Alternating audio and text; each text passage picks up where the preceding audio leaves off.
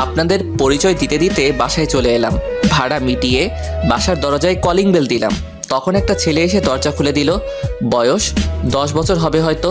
বুঝতে বাকি রইল না এটাই আমার ছোট ভাই। আমাকে দেখে বলল, জি, কাকে চাই বলুন? আসলে ফোনে কখনো ওর সাথে কথা হয়নি, তাই চিনতে পারছে না। কিরে মোটু, এখন দেখি আগের থেকে আরো মোটা হয়ে গেছিস। আমি ওকে মোটু বলেই ডাকতাম। আমাকে মোটো বলতেছেন কেন? আর কে আপনি? কাকে চাই? মা, মা দেখো তো কে এসেছে আর আমাকে মোটো বলতেছে। কি হয়েছে? ষাঁড়ের মতো চেঁচাচ্ছিস কেন?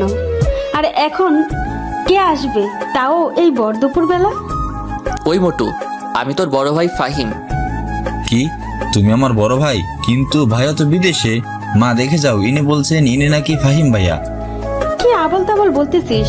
তোর ভাই আসলেও তো আমাদের না জানালেও তোর আপুকে জানাবে, কিন্তু তোর আপু তো কিছু বলেনি।